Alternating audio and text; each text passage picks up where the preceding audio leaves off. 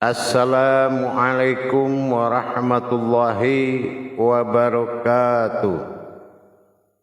Alhamdulillahi rabbil alamin.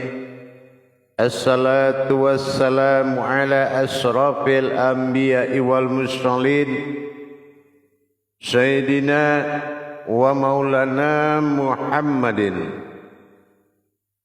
Ashhadu an la ilaha illallahul malikul haqqul mubin wa ashhadu anna Muhammadan abduhu wa rasuluhu was-sadiqul wa'dal amin.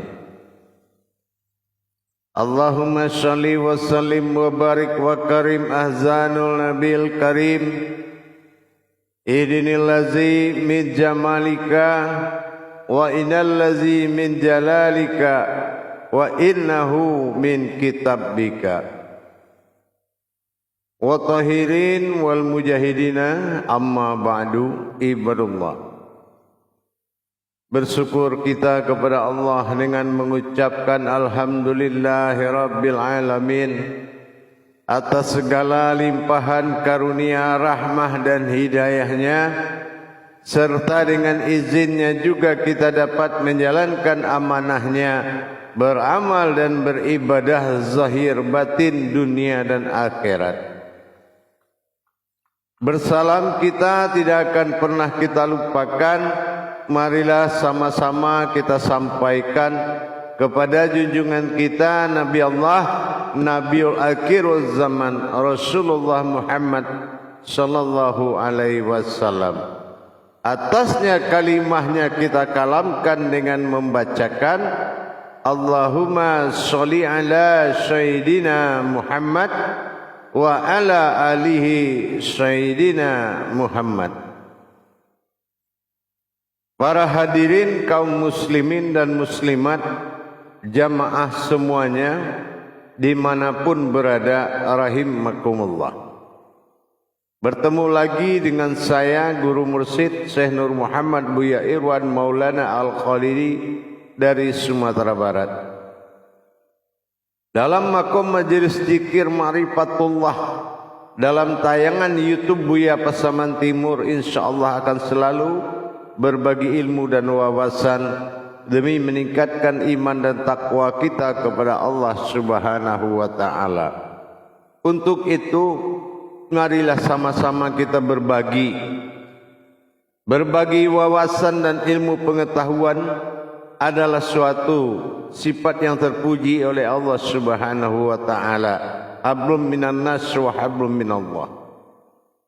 Insyaallah dalam pertemuan ini, waktu yang sangat kita muliakan ini kita manfaatkan untuk kepentingan semua umat.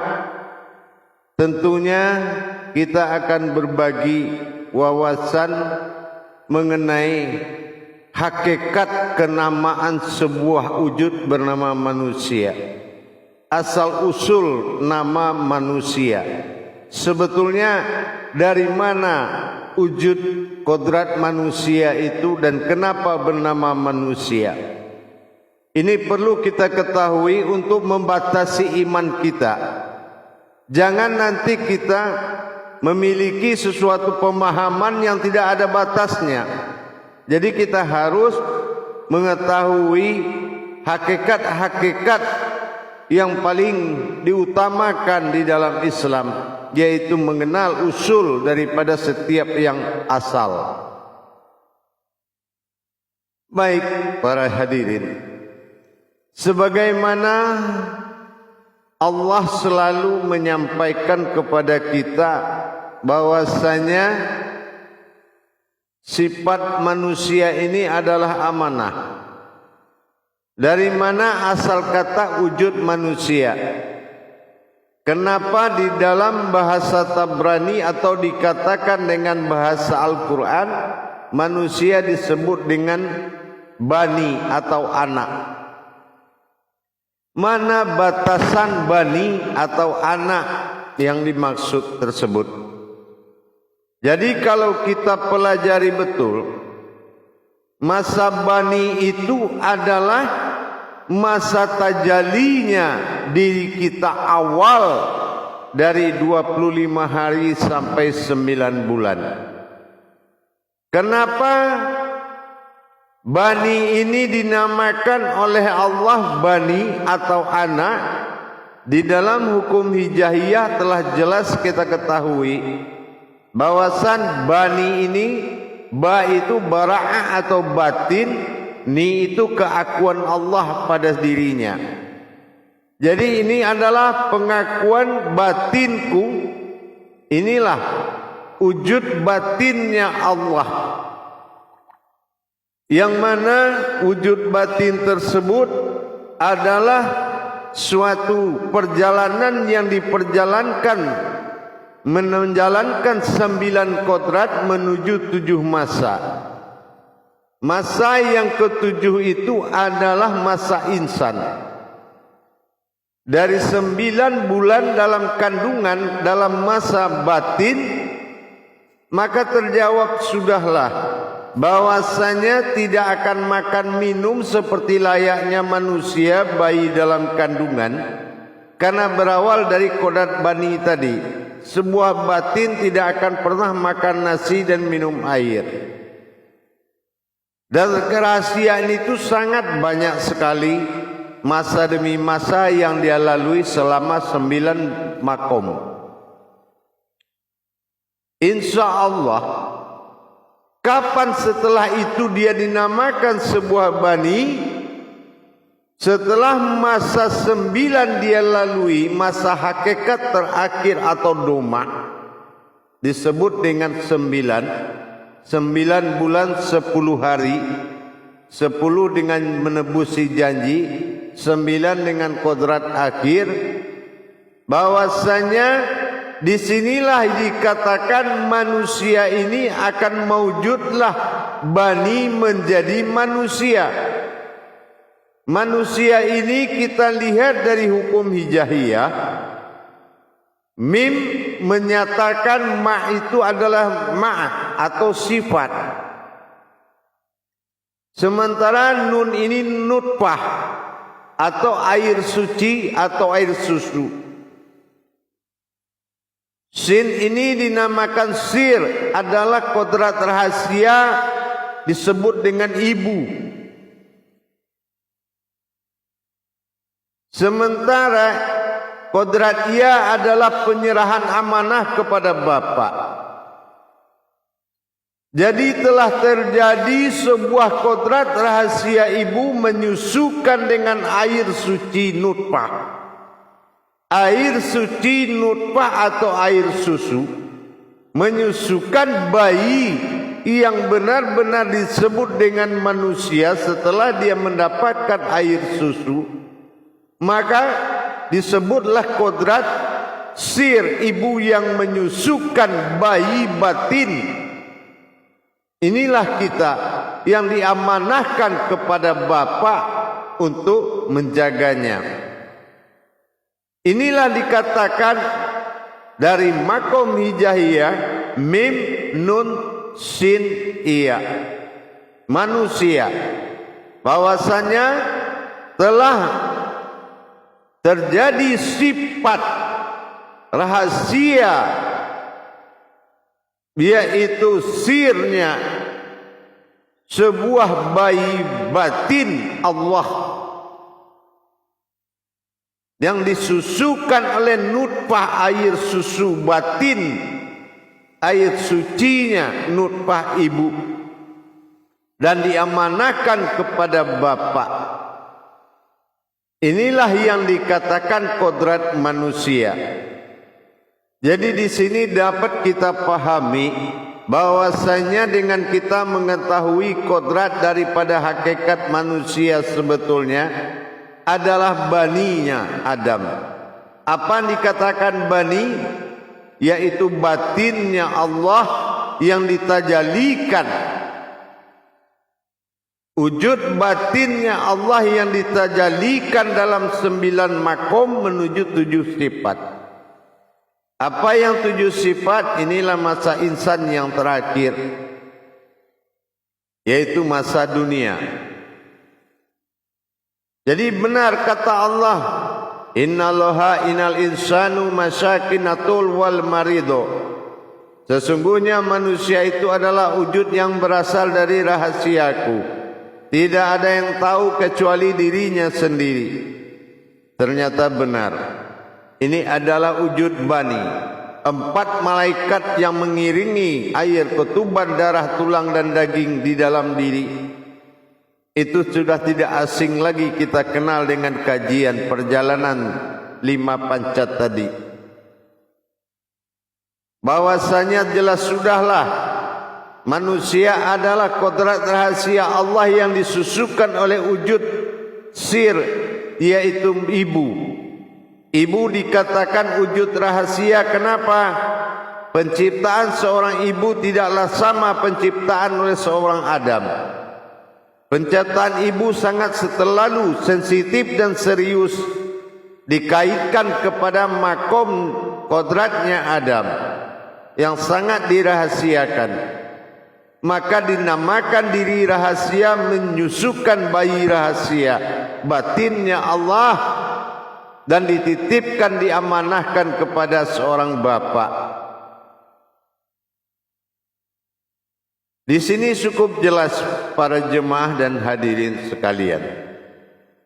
Tajalli Allah di dalam diri bersifat bani dalam kandungan 9 bulan menuju 7 masa pada dunia dan mengalami masa rahim dengan seorang ibu, dikatakan dengan masa rahasia dengan minum air susu nutfah.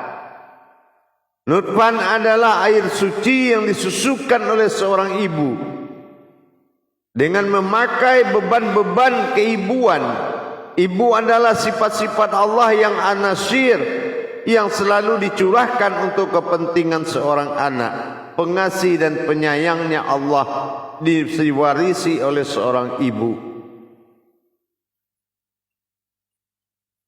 Maka daripada itu jamaah dan para hadirin sekalian, perbedaan antara kodrat yang dikatakan manusia dengan anak atau bani itu sangatlah beda dengan apa yang kita pikirkan secara manusiawi.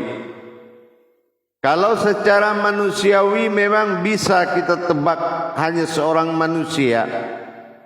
Tapi kalau kita lihat proses seperti ini, baru kita sadar Allah memuliakan kita. Allah memuliakan ibu kita. Allah memuliakan orang tua kita laki-laki. Dan Allah memuliakan diri kita. Seorang buah diri batinnya Allah, diri rahasianya Allah yang menyusui kepada seorang wujud ibu yang rahasia, yang sangat dimuliakan, yang mana penciptaannya dirahasiakan oleh seorang laki-laki Adam alaihissalam. Di situ dia susukan dengan air suci yang rahasia, air nutfah. Dia susukan dengan kerahasiaan, menyusukan bayi rahasia, bayi batinnya Allah, anak baninya Adam. Maka kemuliaan itulah yang harus kita jaga. Jangan mudah kita mendapatkan suatu sikap yang menghinakan diri. Sesungguhnya kita berasal dari kodrat yang sangat mulia, yang dimuliakan oleh Allah, yang dihijrahkan ke muka bumi melalui kemuliaan-kemuliaan langkah-langkah Tuhan. Marilah kita sama-sama menjaga kodrat tersebut, bahwasanya manusia adalah makhluk yang dirahasiakan oleh Allah, pendamping wujudnya Allah, saksi mewujudnya Allah. Mari kita tingkatkan iman dan takwa kita dengan belajar mentadabur diri kita, menguasai hakikat-hakikat perjalanan diri, tajalli diri, atau disebut dengan din atau Islam. Dal alif nun perjalanan diri kepada Allah, tentulah kita harus mempelajari bagaimana cara kita memperjalankan diri itu kepada Allah. Salah satu yaitu mengetahui hakikat-hakikat yang terjadi di balik semua ini. Hakikat-hakikat yang terjadi di dalam masa perjalanan diri kita. Hakikat-hakikat yang terjadi selama tumbuh wujudnya ini sampai mewujud pada dalam kesadaran iman dan ilmu. Kita percontohkan seperti bayi, bani, sebuah anak, tapi makom anak yang dimaksud adalah bani. Inilah batin yang dititipkan. Lam yalid wa lam yulad. Tidak beranak dan tidak diperanakan, tapi dia menitipkan seorang anak. Inilah yang dinamakan bani. Bani adalah batin yang dititipkan kepada seorang bapa. Inilah bani. Bara'a al-ihsani, bara'a al-ihsani. Inilah dia. Jadi diri yang menjadi wujud batinnya Allah, yang berasal dari wujud batinnya Allah, inilah diri sifat bagi Allah. Terbukti sudah dalam perjalanan 9 makom menuju 7 masa. Bani batinnya aku, kata Allah, yang harus diamanahkan memperjalankannya kepada seorang ibu, sehingga diberi nama makomnya manusia.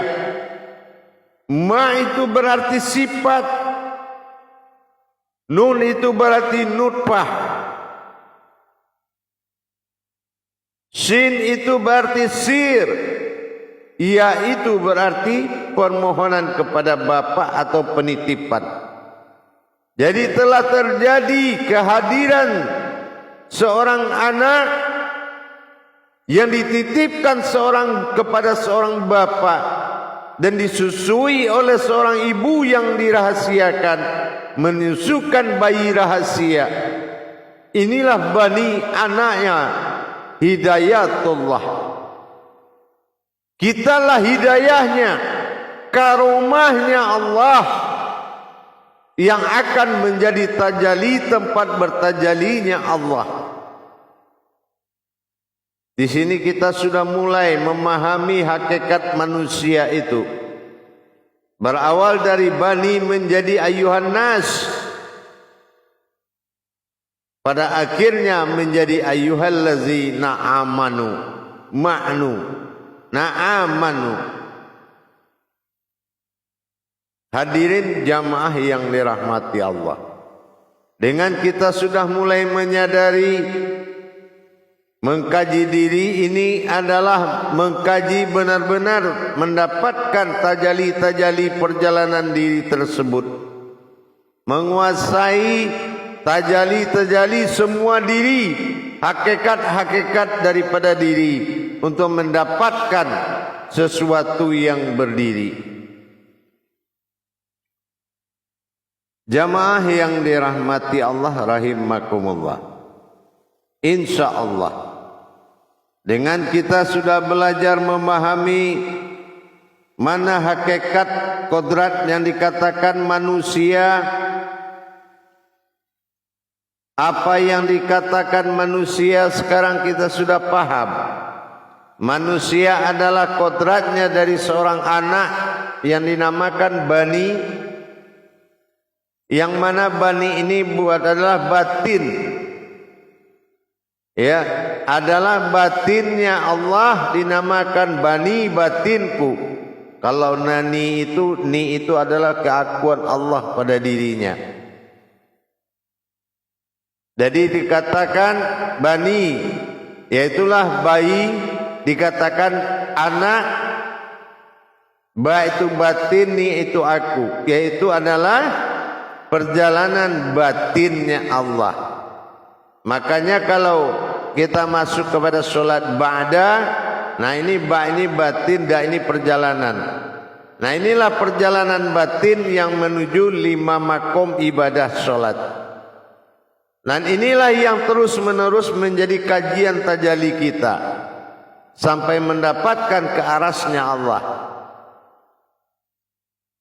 Hadirin jamaah yang dirahmati Allah, dengan kita sudah paham dari mana wujud kata asalnya manusia, dan siapa ibu dan bapak kita, dan siapa kita dulu dalam kandungan, insya Allah sudah terjawab dengan baik. Mudah-mudahan bisa diimani sebagai dasar untuk meningkatkan iman dan takwa kita kepada Allah. Kalau kita ini bukan makhluk sembarang makhluk. Kita ini bukan umat sembarang umat, tetapi adalah kodrat yang ditajalikan oleh Allah sebagai saksi nyata dan sebagai bukti nyata wujudnya Allah dalam diri. Untuk itu marilah sama-sama kita meningkatkan iman dan takwa kita kepada Allah demi ketingkatnya kemaslahatan umat. Dengan banyaknya pemahaman hakikat yang kita kuasai, sehingga kita dapat mendapatkan derajat kerohanian kita kepada Allah. Meningkatnya derajat rohani setelah adanya pemahaman demi pemahaman yang dimasuki oleh rohani kita, yang didapati oleh rohani kita. Semakin banyak rohani memahami hakikat-hakikat Allah, semakin tinggilah derajat kerohanian kita. Kalau kualitas diri kita semakin berderajat, insya Allah dan ibadah kita juga akan mendapatkan martabat yang dimuliakan oleh Allah. Disinilah dasarnya adanya wujud wahyu, adanya wujud karomah yang didatangkan oleh Allah Subhanahu wa ta'ala. InsyaAllah mudah-mudahan bermanfaat buat kita semua. Tidak lagi kita mengaku manusia, tetapi kita sudah mengkaji kodrat manusia itu. Bukan asal menyebut manusia, tapi kita sudah memahami dari bani menjadi manusia ini, proses dari air ketuban semua menjadikan susu nutfah. Inilah yang disusukan oleh seorang ibu yang dirahasiakan Allah asal usulnya dan diamanahkan kepada bapak yang dikalamkan dengan waya. InsyaAllah mudah-mudahan marilah kita menjaga ukhuwah diri kita dengan pemahaman bahwasanya diri adalah wujud batinnya Allah. Batinnya Allah yang diperjalankan. Nanti di mana wujud makom ini berjalannya, kemana arah pergi hijrahnya, akan kita lanjutkan dalam pengkajian berikut nanti. Untuk pemahaman untuk tiap awal ini, mari kita sampaikan bersama-sama dengan mengucapkan alhamdulillahirabbil alamin. Mudah-mudahan bermanfaat buat kita semua. Akhirul kalam, wabillahi taufik wal hidayah. Assalamualaikum warahmatullahi wabarakatuh.